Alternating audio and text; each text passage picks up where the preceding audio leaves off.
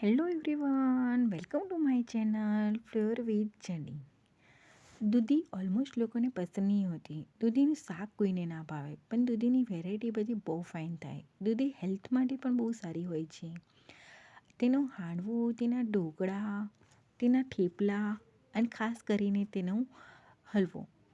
આજે હું દૂધીના હલવાની રેસીપી તમારા લોકો માટે લઈને આવી છું. જો તમને વિડીયો ગમે ને તો તમે પણ એક વખત ચોક્કસથી ટ્રાય કરજો. અને મારા વિડીયોને લાઇક સબસ્ક્રાઈબ કરવાનું ના ભૂલતા. તો ચલો શરૂ કરીએ તેની રેસીપી. તેના માટે મેં 700થી 750 ગ્રામ દૂધીને ધોઈને ગ્રેટ કરી લીધી હતી. કઢાઈમાં 3 ચમચી ઘી એડ કરી ઘી ગરમ થાય એટલે તેમાં દૂધી એડ કરી દેવાની છે ગ્રેટ કરેલી, અને તેને સાંતળી લેવાની છે. તેનું પાણી શ્રિંક થાય ત્યાં સુધી તેને સાંતળી લેવાની. થોડુંક પાણી શ્રિંક થઈ જાય પછી તેમાં 2 કપ દૂધ એડ કરવાનું છે. હવે મારે માવો એડ કરવો છે ને એટલે મેં 2 કપ દૂધ એડ કર્યું છે. બાકી તમે મલાઈ પણ એડ કરી શકો છો, અને માવો ના હોય તો એકલા દૂધમાં પણ કરી શકો છો, નો પ્રોબ્લેમ. દૂધ અડધું બળી જાય ત્યાં સુધી તેને થવા દેવાનું ને હલાવતા રહેવાનું.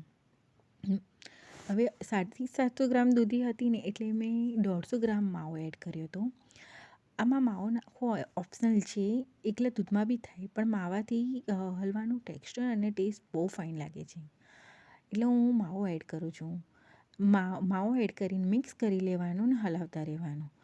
થોડુંક ડ્રાયફ્રૂટ લઈ મેં તેની કટ કરીને ઘીમાં સાંતળી લીધું હતું.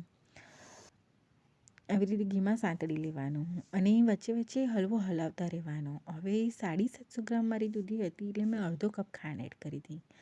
તમારે ગળપણ વધારે પસંદ હોય તો થોડીક વધારે ખાંડ એડ કરવાની. આ માપી થાય છે, એક્ઝેક્ટ માપ છે આનું, અડધો કપ ખાંડ. ખાંડ એડ કરી મિક્સ કરી લેવાનું. તેનું પણ પાણી થશે ને હલાવતા રહેવાનું હલવાને.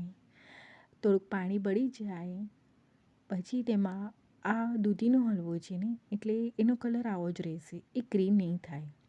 અને મારે સેજ કલર ગ્રીન જોઈતો હતો એટલે મેં તેમાં ફૂડ કલર એડ કર્યો હતો.